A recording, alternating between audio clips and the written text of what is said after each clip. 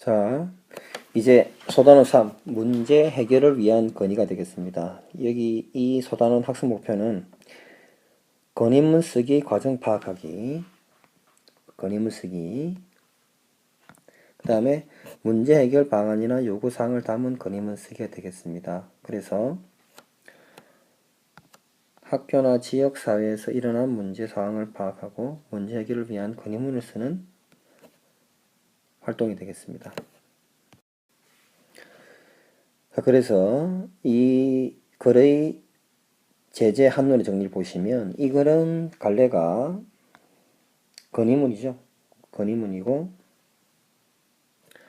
결국 뭐 기대하는 건 뭐가 되겠습니까?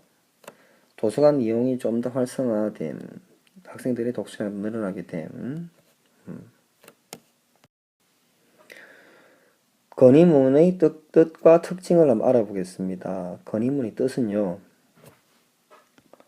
개인이나 단체가 어떤 문제에 대한 의견과 해결 방안을 제시하는 글이죠.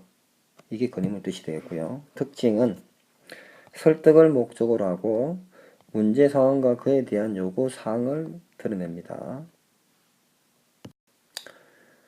건의문의 주요 구성 요소로는 건의하는 사람, 문제 상황이 있어야 되겠죠. 문제 상황, 이 문제 상황을 어떻게 해결할 것인지, 해결 방안, 그 다음에 기대 효과. 그래서 이제 건의를 받는 사람이 되겠죠.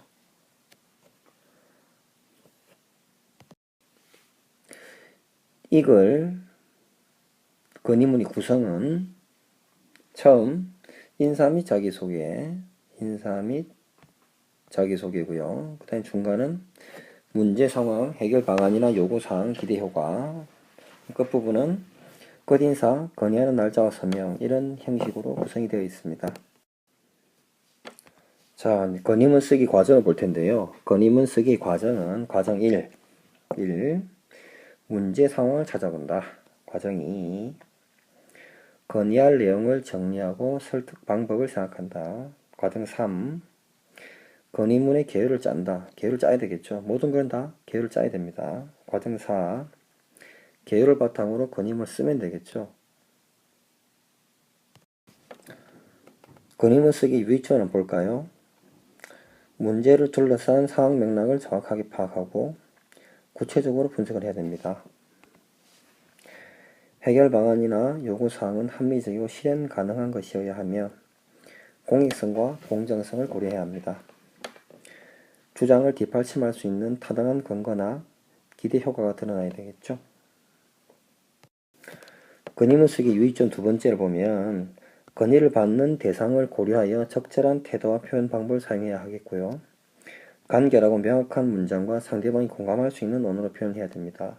앞에 거 우리 앞에 그 유의점 1을 보면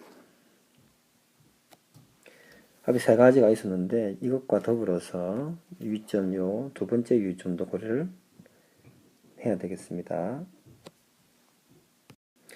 그리고 건의문을 평가할 때는 주제의 명확성, 건의하고자 하는 주장이 명확한가, 그리고 해결 방안이나 요구사항의 적절성, 문제 상황에 대한 해결 방안이나 요구사항이 적절한가, 그 다음에 문단 구조의 적절성, 문단 간의 연결관계가 자연스러운가 이런 걸 살펴봐야 되겠죠.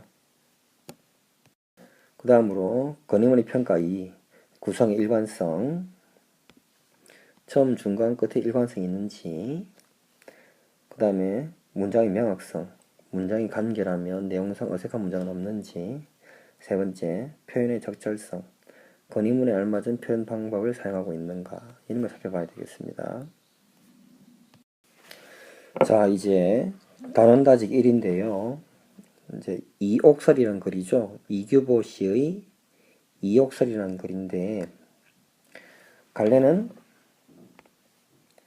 고전수필, 한문수필, 설이라는 게 이제 우리 국문학상에서 말하는 글이 갈래입니다.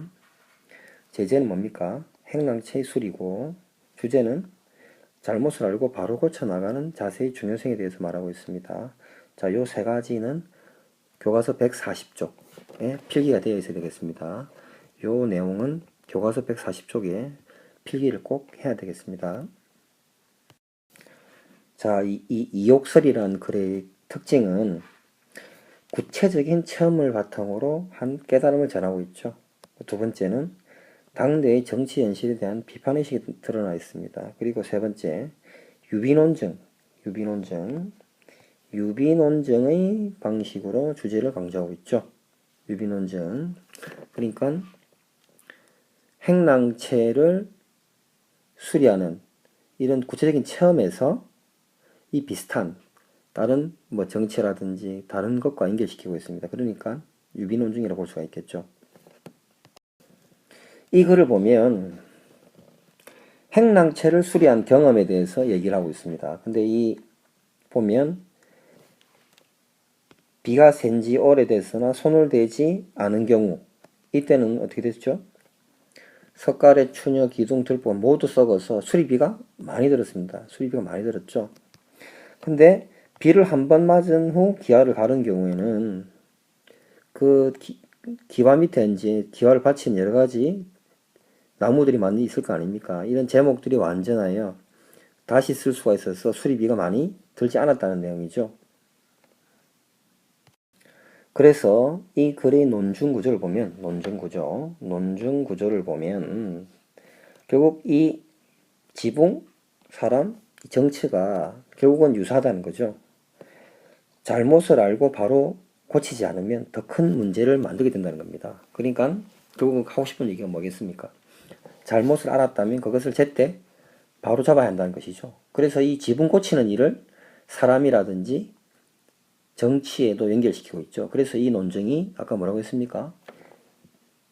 유비논증이죠. 유비논증. 그 다음에 단원다지기 2죠. 단원다지기 2가 142쪽인데요. 142쪽에 보면 학교 홈페이지 게시판을 보고 다음 활동을 해보자 라는 내용입니다. 그래서 학생들이 건의사항을 보시면 142쪽에 보면 이제 그 아마 아이디인 모양이죠. 희망 하나라는 사람은 동아리 시를 만들어 줄 것을 건의하고 있고요. 그다음 마을처럼이라는 아이디의 사람은 제주도로 수련회 갈 것을 건의하고 있습니다. 그리고 파랑 빨강은 학교 매점에 학용품을 비치해 줄 것을 건의하고 있죠. 그리고 별빛 나비는 화장실 문을 수리해 줄 것을 건의하고 있고요. 그다음 어깨등모는 교실에 에어컨을 켜줄 것을 건의하고 있습니다. 이런 여러 사람들이 여러 가지 건의를 했는데요. 이런 건의 사항을 살펴보면서 오른쪽 143쪽에 나와 있는 활동 1번, 2번, 3번을 해보시기 바랍니다.